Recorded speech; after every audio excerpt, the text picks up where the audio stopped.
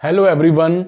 तो आज हम हमारे डाइजेस्टिव सिस्टम के सबसे इम्पॉर्टेंट ऑर्गन में से एक यानी कि हमारा स्टमक के बारे में डिस्कस करने जा रहे हैं। ठीक है जी।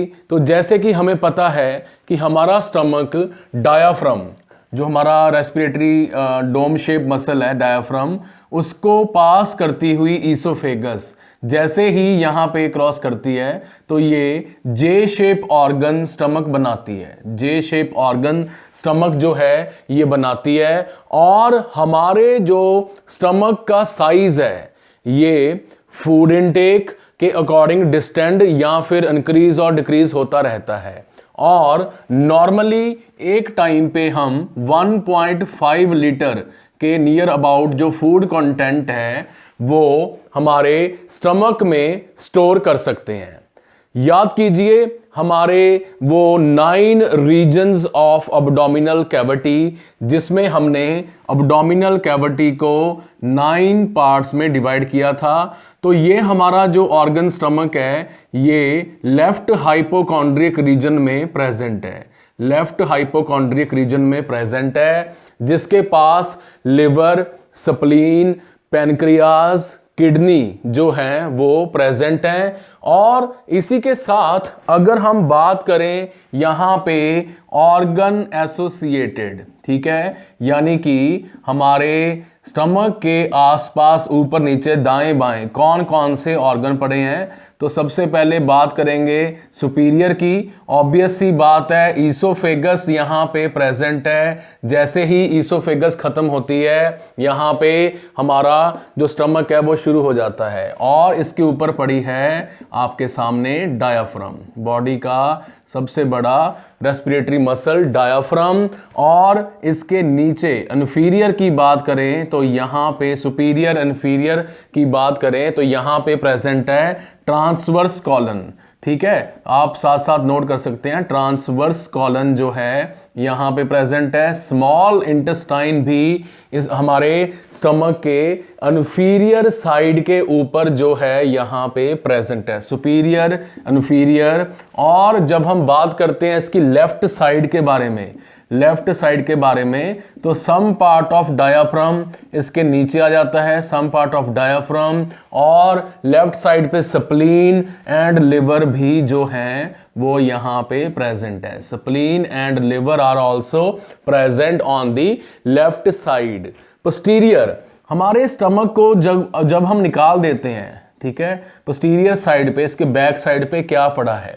पोस्टीरियर साइड पे काफी ऑर्गन्स हैं। Yes please, aorta plus inferior vena cava यहाँ पे प्रेजेंट है, प्लस हमारी जो स्प्लीन है, किडनीज हैं ये प्रेजेंट हैं। स्प्लीन भी बैक साइड पे प्रेजेंट है, किडनी प्रेजेंट है बैक साइड पे। और किडनी के ऊपर ऑब्वियस है, किडनी के ऊपर पड़ा है एड्रीनल ग्लैंड जो कि स्टमक की बैक साइड पे प्रेजेंट है। सुपीरियर है डायाफ्राम, इन्फीरियर लेफ्ट साइड और पोस्टीरियर साइड।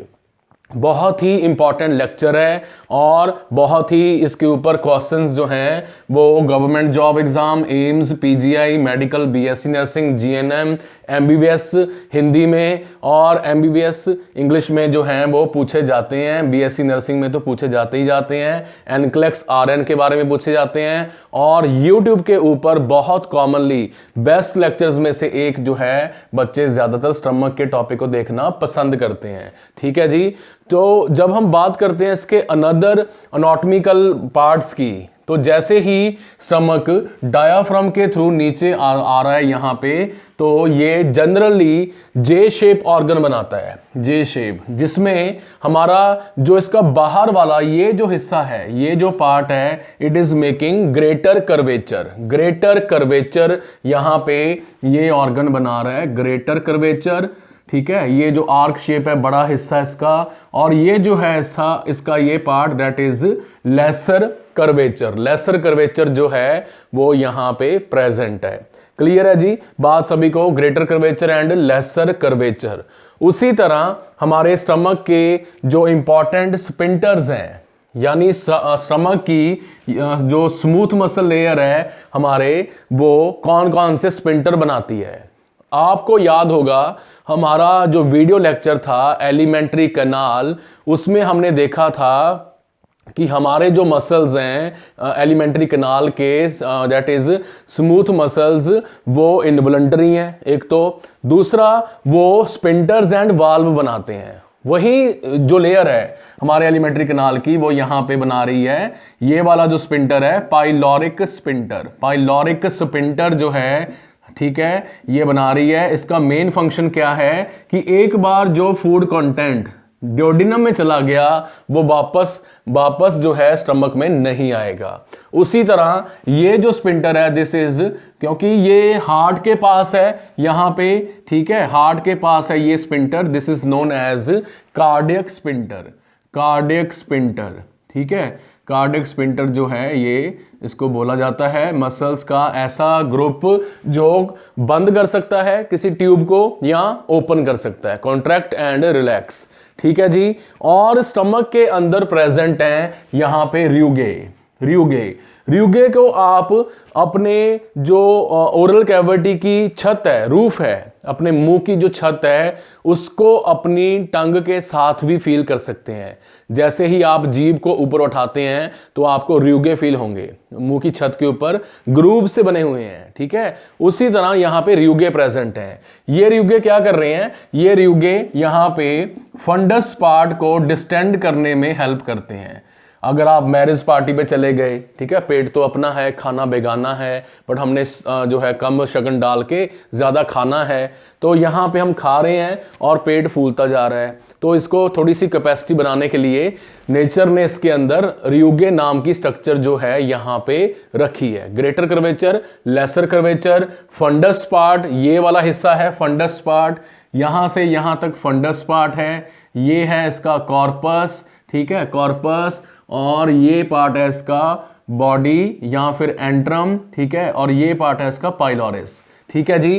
तो बात करते हैं हमारे इन्हीं पार्ट्स के बारे में। फंडस पार्ट जो है ये स्टमक को डिस्टेंशन करने में हेल्प करता है, डिस्टेंड करने में हेल्प करता है, बड़ा होने में हेल्प करता है। और इसका जो बॉडी पार्ट है, जनरली इसको बॉडी पार्ट बोल देते हैं, एंट्रम बोल देते हैं। एंट्रम के बारे में आप नोट कर लीजिए, एंट्रम के अंदर या एंट्रम लेयर के अंदर जो जीआई एलिमेंट्री कैनाल है, वो अपना उसकी लेयर है, उसमें कई सारे सेल्स हैं, कई सारे सेल्स हैं। जैसे कि यहाँ पे गॉबलेट सेल हैं, गॉबलेट सेल जो कि क्या बना रहे हैं, लगातार म्यूकस बना रहे हैं, ठीक है।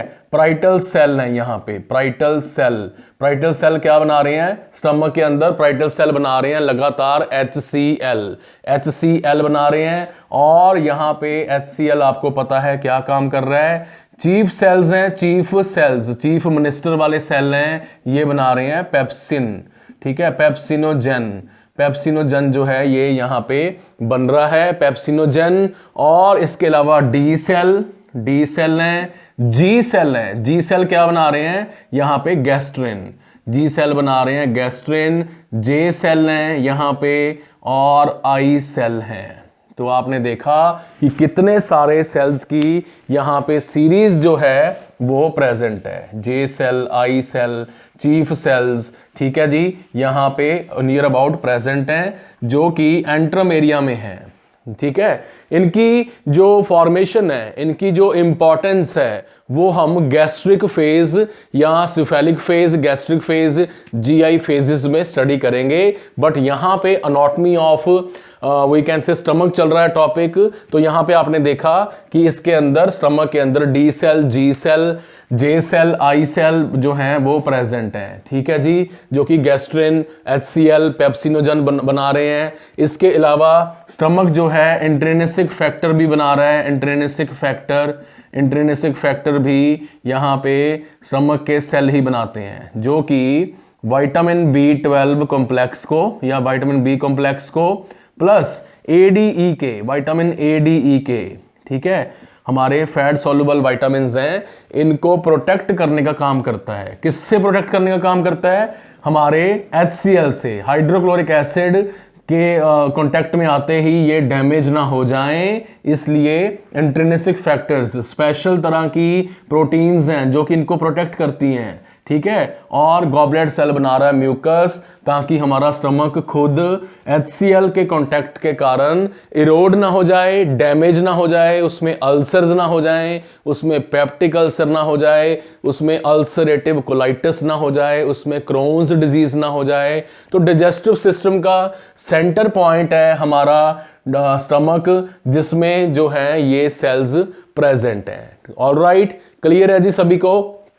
तो जब हम बात करते हैं इसकी वी कैन से वॉल्स के बारे में, यानी अब हम स्टमक की दीवारों को स्टडी करेंगे, तो इसके अंदर कौन कौन से मसल्स हैं। क्या हमारा स्टमक एक ही मसल लेयर का बना हुआ है, या इसमें 5-6 लेयर्स हैं, या फिर चक्कर क्या है। तो अब हम स्टडी करेंगे about the walls of the, दीवारें ऑफ दी स्टमक। तो सबसे पहले यहाँ पे जो लॉन्गिट्यूडिनल लेयर है, लॉन्गिट्यूडिनल लेयर बाहर की तरफ प्रेजेंट है, longitudinal muscle layer, longitudinal muscle layer जो है यहाँ पे प्रेजेंट है ऑन दी आउटर साइड, जो कि यहाँ पे क्या कर रही है, इसको बाहर से स्ट्रेंथ प्रोवाइड कर रही है। सेकंड नंबर पे है आपकी that is we can say circular, circular muscle layer, circular muscle layer, ठीक है। वही जीआई एलिमेंट्री कनाल वाली लेयर्स हैं। थर्ड नंबर पे है आपकी ऑब्लिक।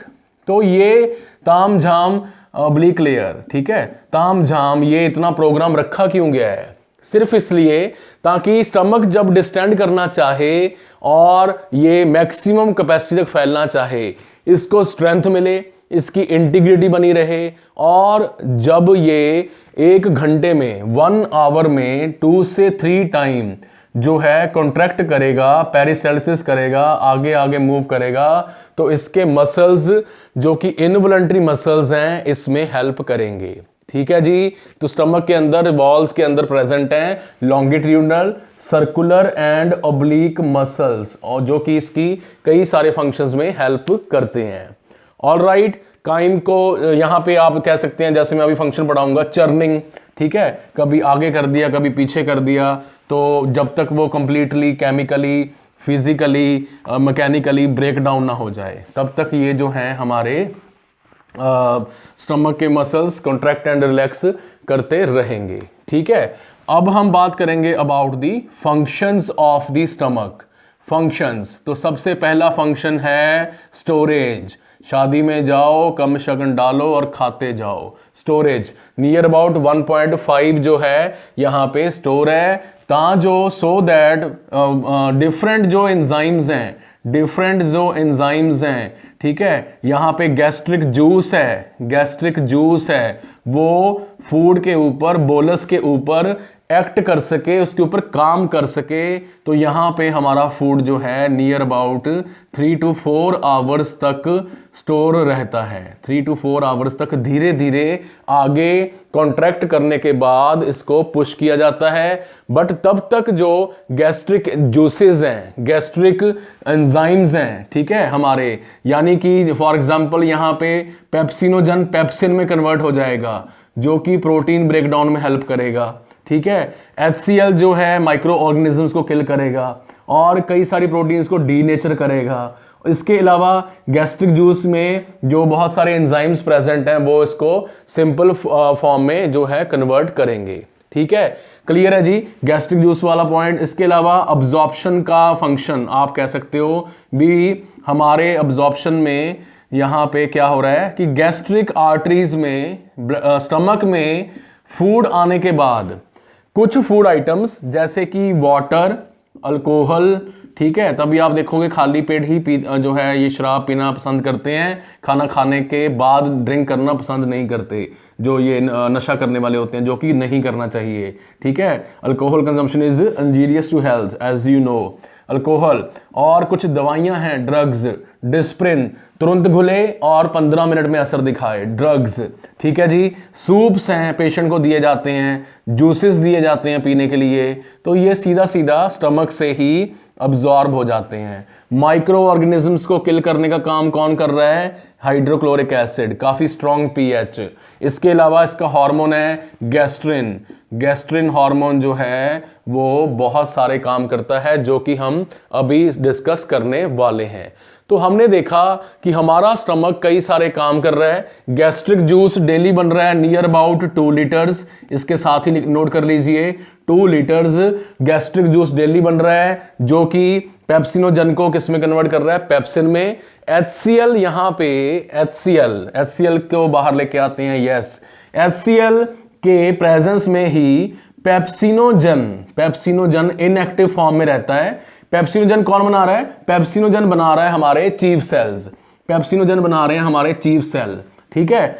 चीफ सेल पेप्सिनोजन को इनएक्टिव फॉर्म में रखते हैं। नॉर्मली ये एंजाइम इनएक्टिव फॉर्म में रहता है, बट HCl की प्रेजेंस में ये एंजाइम एक्टिव होके किस में कन्वर्ट हो जाता है, पेप्सिन में, और क्या करेगा, प्रोटीन को ब्रेकडाउन जो है करने में हेल्प करेगा, ठीक है जी।